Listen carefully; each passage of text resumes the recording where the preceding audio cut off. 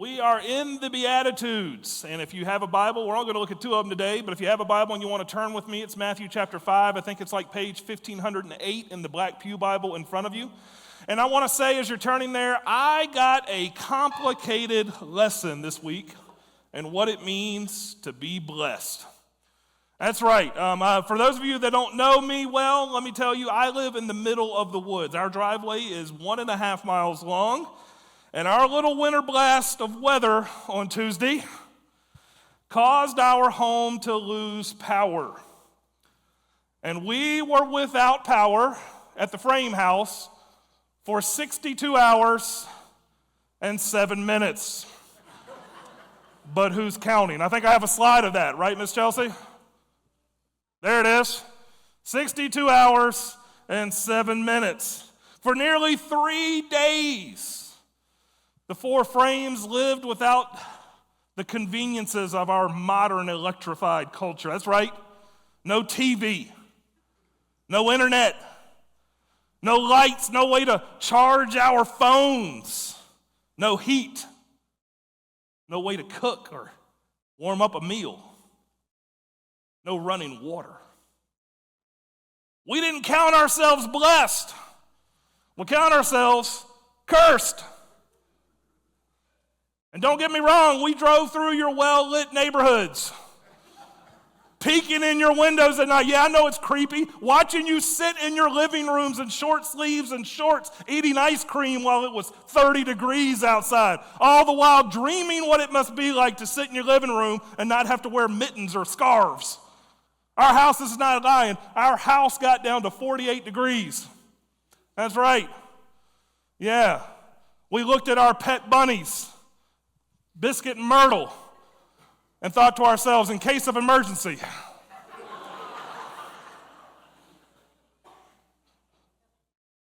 I jest, of course, because the truth is we were extraordinarily blessed.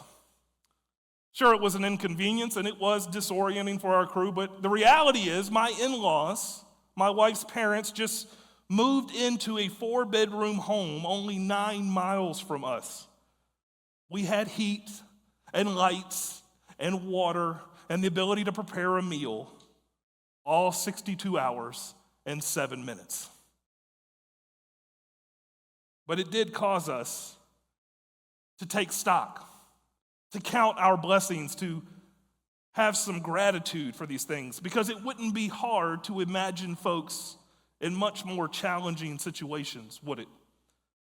And while there were frustrating moments for the frames, it emphasized for us the complexity of true blessing. To be without, to count ourselves as unblessed, as cursed, but then to really never be without, just inconvenienced, truly blessed. Perhaps what it really taught me was maybe I am confusing blessing for being spoiled. Perhaps I have confused my entitlement for blessing. Because this is the nature of real blessing. It's paradoxical. I mean, you can actually translate the ancient Hebrew and Greek words for blessing as happiness. And it's easy to read the Beatitudes. It's not as blessed are, but happy are the poor in spirit. Happy are those who mourn. But that's when it gets paradoxical, isn't it? That's when it doesn't seem to make sense. Jesus gets real confusing really quickly when he talks about who is truly happy, who is truly blessed. Happy are those who mourn? Really? Doesn't sound right, does it? How can you be happy while you're grieving? Happy are the poor? I tend to be happier when I'm not in need. This past week was a great example of that. I tend to find euphoria spending money, satisfying my desires, not exercising self-discipline. The Beatitudes challenge our notions of what it means to be blessed, what it means to truly be favored, truly flourish in our world. Now, I want to issue a disclaimer. As we continue with the Beatitudes, the opening to Jesus' most famous sermon, the Sermon on the Mount, I want to remind us something that I reminded us said 2 weeks ago, that part of what has spurred me and inspired me in this series has been a new book I am reading called The Narrow Path by Pastor Rich Villodas. Pastor Rich is the pastor of New Life Fellowship in Queens, New York. And if you've never read The Narrow Path, he just released it this winter. It came out in December. I would encourage you to purchase it and read it. But I say this just to let you know and to just tell the truth, right? They say that you've heard everything a preacher has to say in 18 to 24 months. That's assuming you come every Sunday. Which means some of y'all are hearing some regurgitation from old Sammy Frame every once in a while. And that's just how it is. It's why I read as much as I read, to constantly be learning and growing so that I have new things not only to offer you, but to offer the world. I mean, the reality is, and this is just the truth, not just of me, but of every preacher, is that 98% of what I say, I didn't come up with. I am retelling a story that has been told for 2,000 years. I stand on the shoulders of astute, thoughtful, godly men and women who have taught me, who have shaped me, who have inspired me, so that I might in turn do the same. In fact, I would say exactly what the Apostle Paul says, "For I have passed on to you that which I first received." Every so often, I'll have an original nugget, a new insight that might make a difference. But the reality is that you and I stand on the shoulders of giants. And I know we live in a culture where everything new is true, but that is just not so. The reality is the deepest truths of our world are not things you and I invent, but things that we inherit. And I offer them to you with a sense of humility. I am indebted to Pastor Rich and what he has taught me, just as I am indebted to Jesus and what he has taught me. So it might be good for us, even though we're going to focus on the pure in heart and we're going to focus on the peacemakers today, it might be good for us just to refresh ourselves with how Jesus opens his most famous teaching, not with calls to repentance, not with commands, but with the reminder of our blessing. And so I want to invite you to read everything we've covered thus far along with me. We're going to put the words on the screen for you. So if you would, read along with me. Blessed are the poor in spirit, for theirs is the kingdom of heaven. Blessed are those who mourn, for they will be comforted. Blessed are the meek, for they will inherit the earth. Blessed are those who hunger and thirst for righteousness, for they will be filled.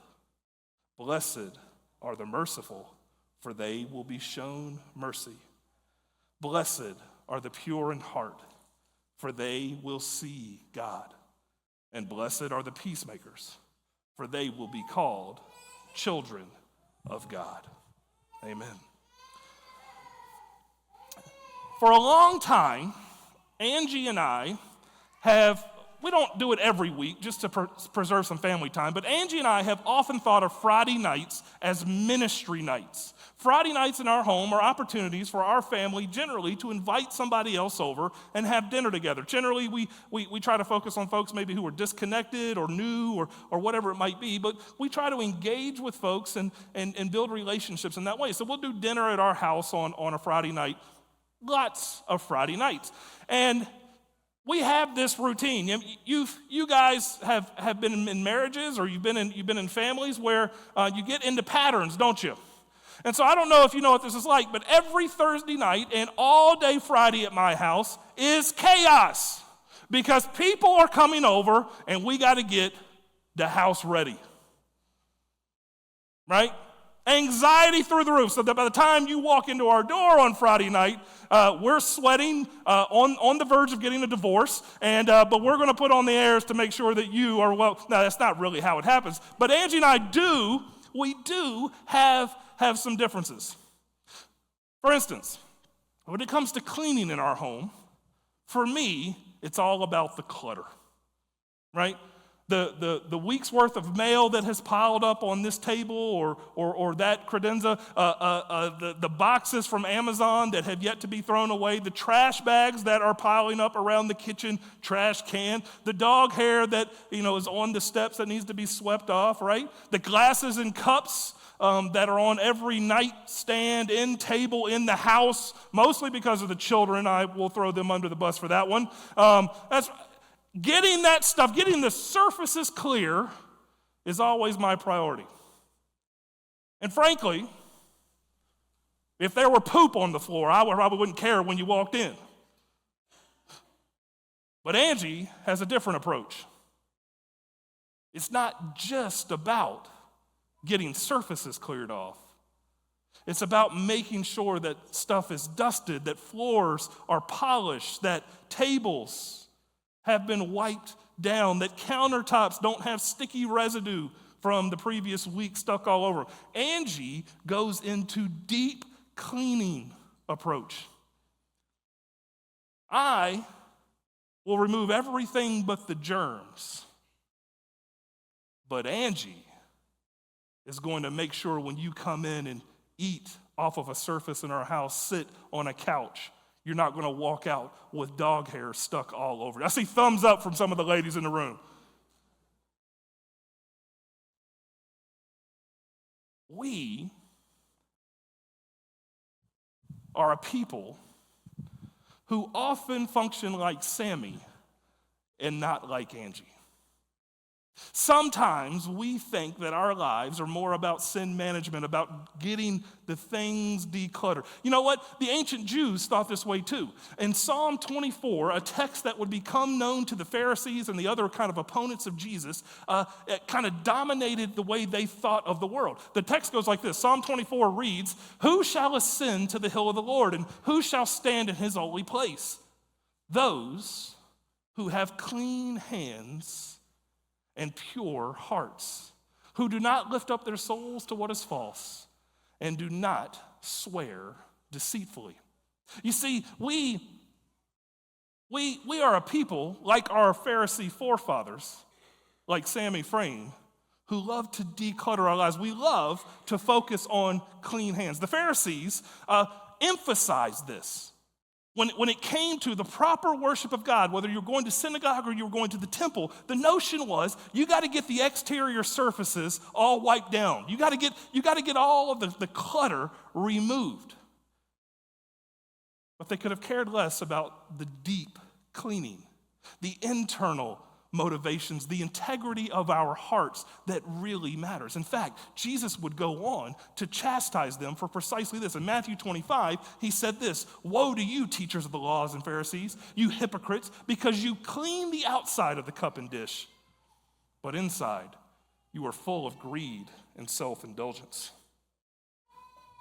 Blind Pharisee, first clean the inside of the cup and dish before you worry ultimately about the exterior. When Jesus says, "Blessed are the pure in heart," he is getting at this notion that you and I, who focus on sin management, who focus on the exterior of things,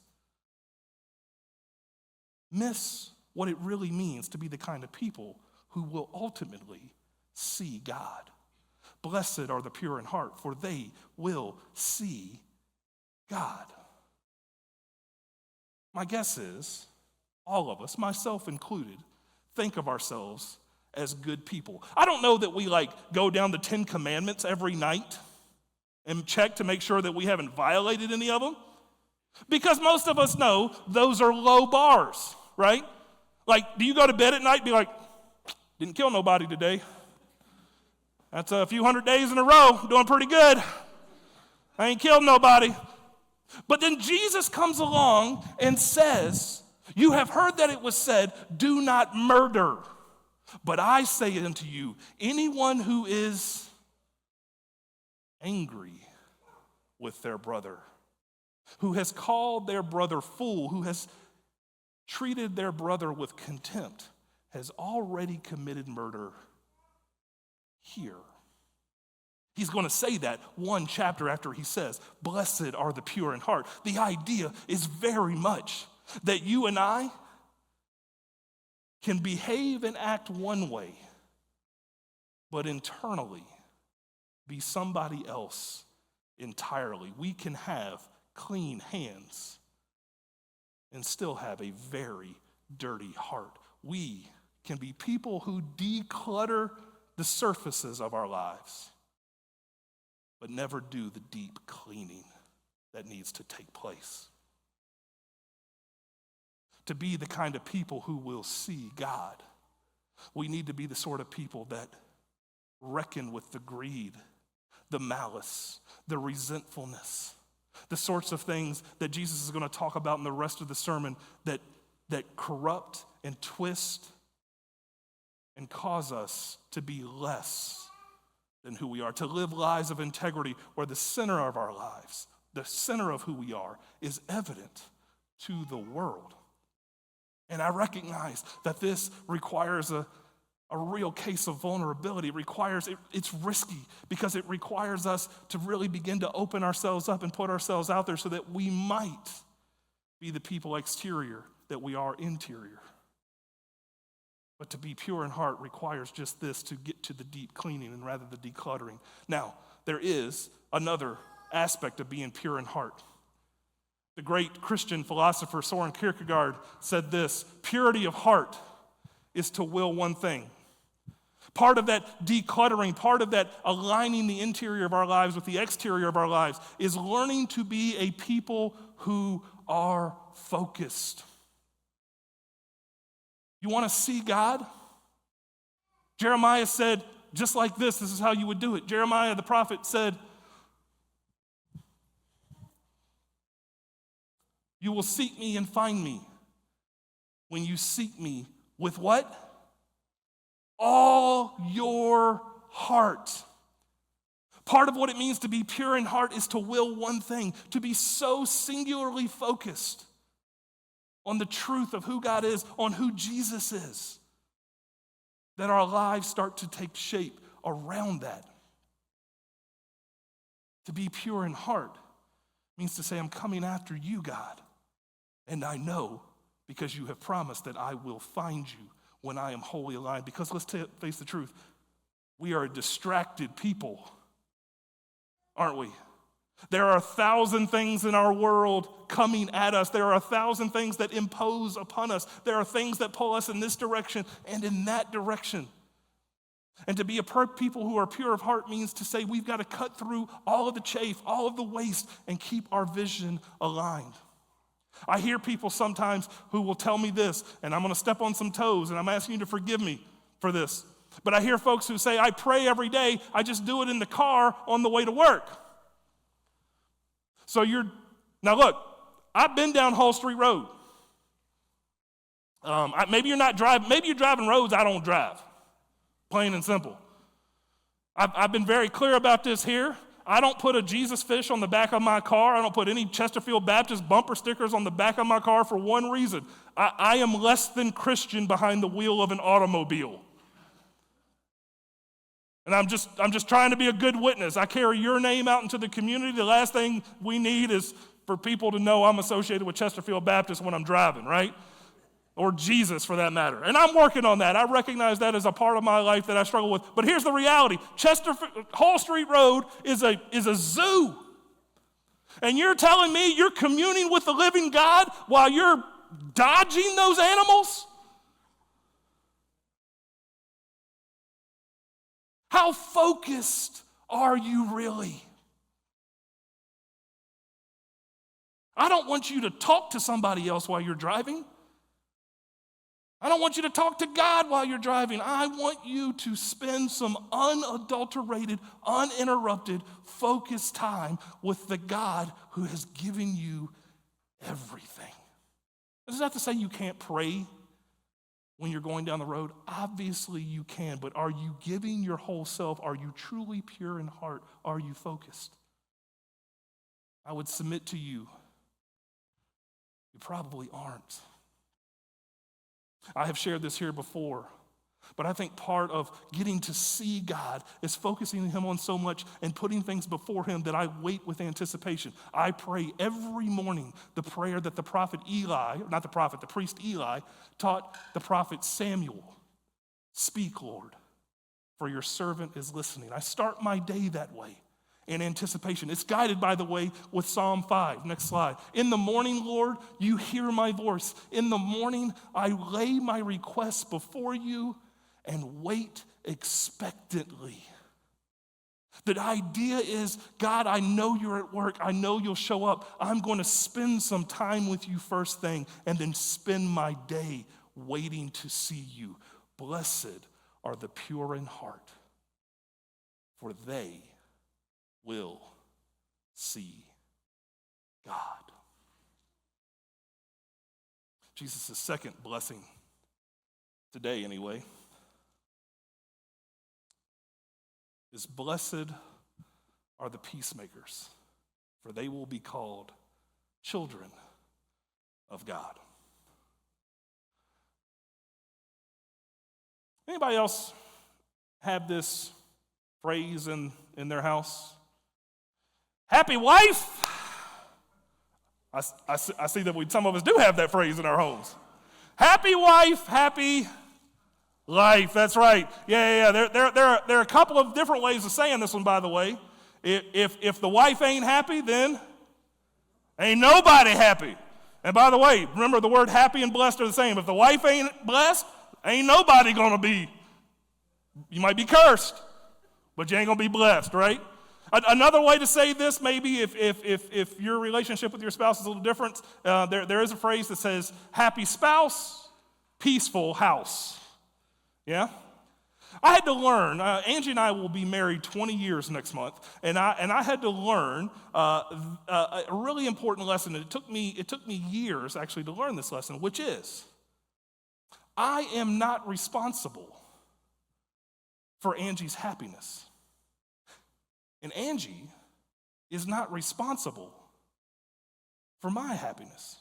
Now, the converse of this doesn't work. I can assure you there have been plenty of times where I have been responsible for Angie's unhappiness. But the reality is, the truth is that if I am going to be a really, truly happy person, then I need to be the sort of person who figures out what contentment looks like in and of myself. What are the things that tear me up or cause me pain, anger, suffering, whatever it might be? I have to learn to reckon with myself. That doesn't have anything to do with Angie. That has everything to do with what's going on inside of Sammy. It goes back to the pure in heart thing. But here's what I didn't know in the first few years of my marriage, and here's what I learned the hard way. You see, it didn't take long to figure out what was going to make Angie unhappy. And so for the first few years of my marriage, guess what I did? Not those things. I avoided those things. Even if those things were natural to me or something that I liked doing, right? What I did was try to create harmony in my home. I avoided the things that might, if I came in the house and I found that she was unhappy and I didn't have any reason for why she might be unhappy, I avoided her like the plague, just to make sure that I kept breathing, right? I stayed away from those sorts of things. I created false peace, a false sense, an artificial harmony that wasn't true peace. Jesus said, blessed are the peacemakers, but far too often you and I will live not as a peacemaker, but as a peacekeeper.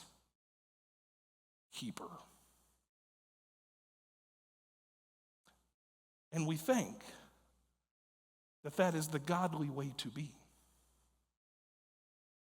Well, I'm just being patient. I'm just persevering. And yet, all the while, we know that there is resentment and anger, bitterness building within me, things that are going to distort and twist and corrupt who I am in my heart. And so rather than causing a disruption, rather than entering into conflict, I will stay away from it just to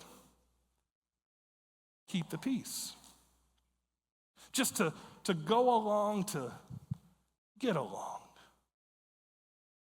We think in so doing that what we're doing is being godly. But our Lord and Savior didn't come to maintain the status quo. He came to make peace in the world, and he calls you and I to do the same. And so he says, blessed are the peacemakers. Because when you're a peacemaker, you look like your dad. And so he says, for they will be called children of God. This might be within our homes, but it has societal-wide impacts as well. The brilliant orator, theologian, thinker, Reverend Dr. Martin Luther King said this: negative peace is the absence of tension, which is what many of us strive for. But positive peace is the presence of justice. And remember, we learned last week that the word justice and righteousness, world made right, made whole, and justice are precisely the same words in Hebrew and in Greek. Whenever you read the word rightness, righteousness in the Bible, wherever you're reading that, you can just take the word justice and put it in its place if you want to. It's the exact same word. They had one word for our two, righteousness and justice. And far too often, you and I lean into being the peacekeeper, leaning into the absence of tension just to make things okay, rather than working for the presence of wholeness, of rightness, of justice. Jesus did this. Jesus didn't avoid conflict unnecessarily. I think that's pretty obvious. He gets killed. Just to let you know what kind of, spoiler alert, just to let you know what kind of conflict this dude entered into. I mean, he literally gets put to death. He wasn't about avoiding conflict. He was about making for peace. And he did this from the very start. He actually put two of his 12 disciples were a guy named Simon the Zealot and Matthew. Now let's start with Matthew. Some of us who grew up in Sunday school, grew up in church, probably know who Matthew was. Who was Matthew? What do we know about Matthew? I hear it. Say it out loud. Don't be afraid. He was a tax collector, right? In those days, he was probably more like a toll booth operator. But what Matthew literally did was his job was to work for the Roman Empire to collect taxes off the people. But in the ancient world, the way this worked was, hey, the Romans say I have to pay them such amount of money every quarter. And anything I take on top of that are my wages, my salary. And so these guys were ruthless. People hated them. Jesus says, hey man, I want you to follow me. He becomes one of the 12 apostles. He is a guy literally working, he's probably a Jewish guy, working for the Roman Empire, taking in money from his people, then ripping them off by taking more money so that he can live comfortably. And as a tax collector, he almost certainly lived comfortably in his day. Jesus pairs that dude with Simon, who is known as the Zealot. Now, if you don't know about the Zealots, let me just start with this. The Zealots fomented an insurrection in the year 66 AD, which led to the Romans coming down hard on the nation of Israel. And so, in the year 70 AD, because of the Zealot resurrection, in the year 70 AD, the Romans invaded Jerusalem and razed it to the ground. They destroyed everything, including their temple. They left one wall of the temple standing. That wall is still there today, by the way, and Jews pray at it. It's referred to today as the Wailing Wall. It's the only part that the Romans left standing in Jerusalem. They completely destroyed. The Zealots were people who wholeheartedly wanted the Romans gone. It was their country. They were Jewish men and women who believed that Roman occupation was of the devil and we need to get rid of them. In fact, we know that they were assassins, but they didn't assassinate Romans. They assassinated Jews who cooperated with the Romans. They killed their own people.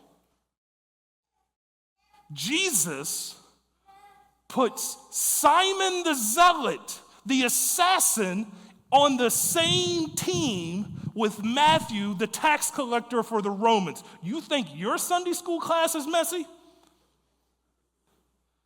Think about this. You think he avoided conflict? He put two guys in the same room who walked with him for 3 years, who he knew one of them wanted to kill the other one. And yet, he made for peace with them.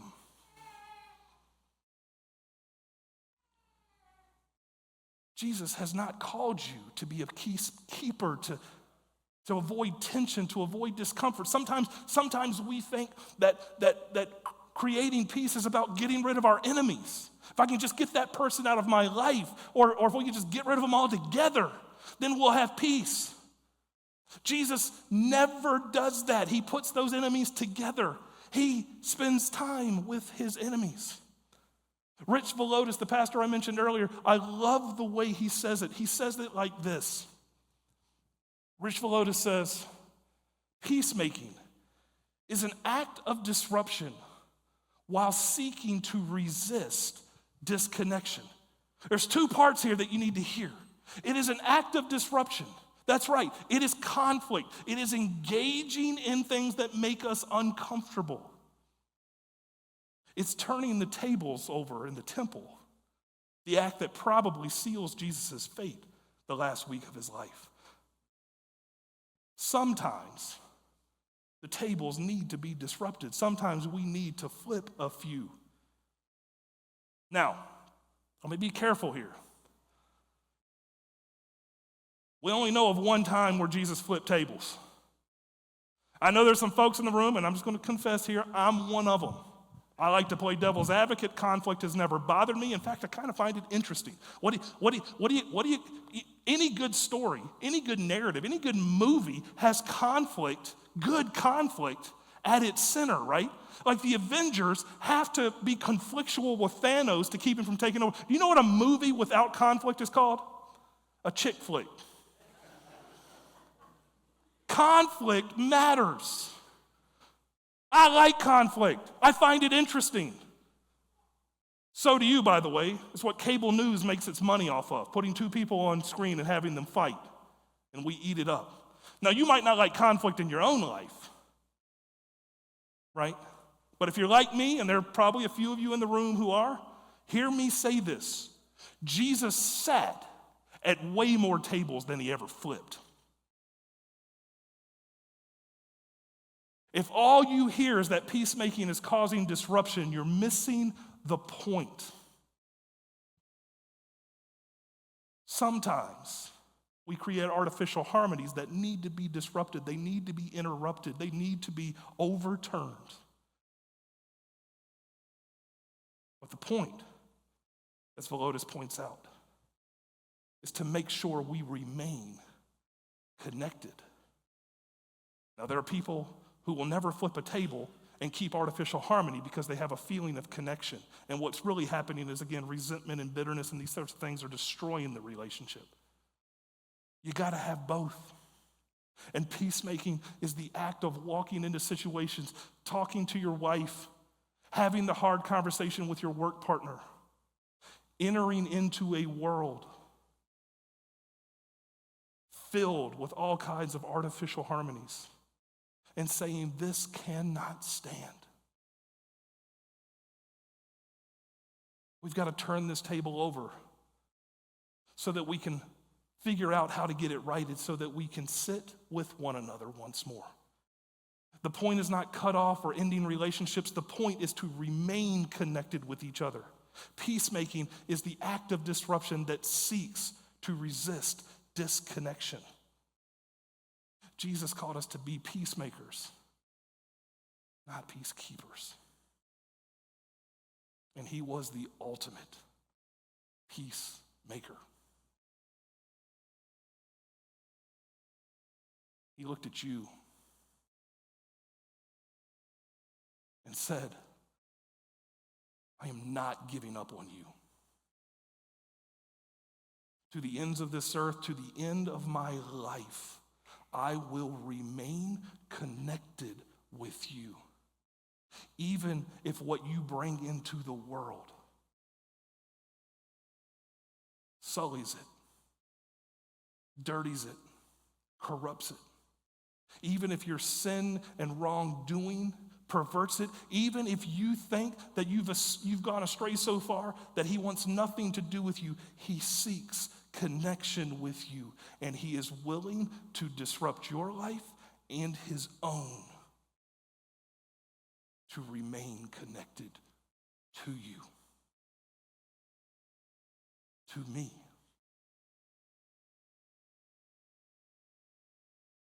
Blessed